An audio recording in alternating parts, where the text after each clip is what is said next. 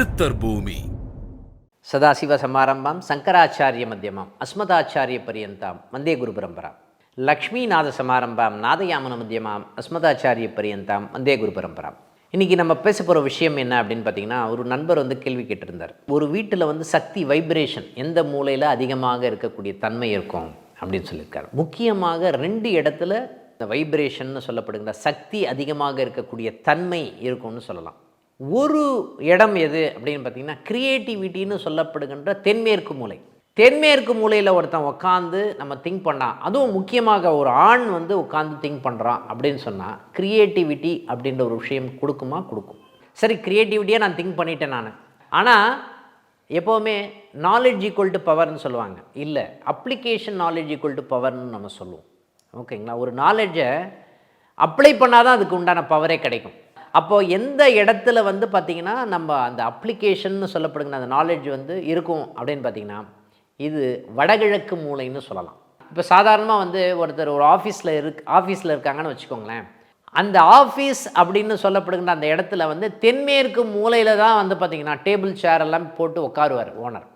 காரணம் என்னென்னா, இந்த க்ரியேட்டிவிட்டின்னு சொல்லப்படுகின்ற அந்த இடமே பார்த்திங்கன்னா அந்த தென்மேற்கு மூலைன்னு சொல்லலாம்.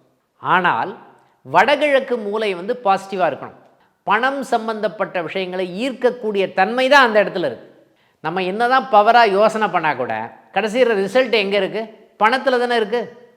அப்போ என்ன, அந்த பணத்தை ஈர்க்கக்கூடிய தன்மை எங்கே இருக்குது அப்படின்னு பார்த்திங்கன்னா, இந்த வடகிழக்கு மூலைன்னு சொல்லப்படுகின்ற அந்த இடத்துல தான் இருக்குதுன்னு சொல்லலாம். நிறைய பேர் பார்த்திங்கன்னா அந்த ஜாதகத்தில் பார்த்திங்கன்னா அறிவு பிரம்மாண்டமாக இருக்கும். அவரை மாதிரி நாலேஜ் யாருக்குமே இருக்காதுன்னு சொல்லலாம். ஆனால் அவங்க வீட்டுக்கு போய் பார்த்தீங்கன்னு வச்சுக்கோங்க, இந்த வடகிழக்கு மூலைன்னு சொல்லப்படுகிற அந்த இடம் வெட்டப்பட்டிருக்கும்.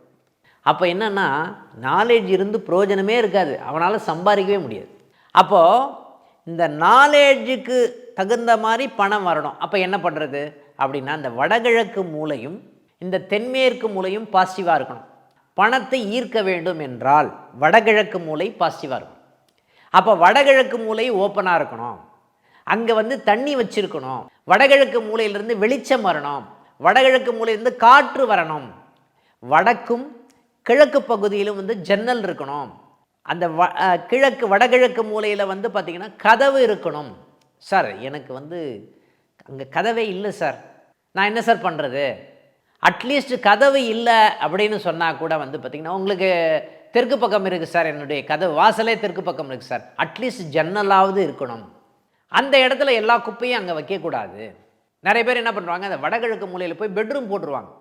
பெட்டை தூக்கி போட்டான்னு வச்சுக்கோங்களேன், அங்கே எந்த இடத்துல பணம் ஈர்க்க வேண்டுமோ அந்த இடத்துல பார்த்திங்கன்னா நோய் நொடிகள் அதிகமாக இருக்கக்கூடிய தன்மை. அந்த ஹீலிங், இப்போ குரு பகவான் தான் ஹீலிங்கோட பவரே. இந்த வடகிழக்கு மூலைன்றது குருவினுடைய இடம். அப்போது ஹீலிங் பவர் எங்கே இருக்குது, பணம் சம்பந்தப்பட்ட விஷயங்கள் எங்கே இருக்குது, பொக்கிஷம் எங்கே இருக்குது அப்படின்னு சொன்னால் அந்த வடகிழக்கு மூலை தான். இந்த தென்மேற்கு பகுதியும் வடகிழக்கு மூலையும் சாதகமாக இருந்தது அப்படின்னு சொன்னாவே இந்த காலகட்டத்தில் பணம் ஈர்க்கக்கூடிய தன்மை இருக்குமானா இருக்கும் சொல்லலாம். அடுத்த நிகழ்வில் சந்திப்போம். நன்றி, வணக்கம். சித்தர் பூமி.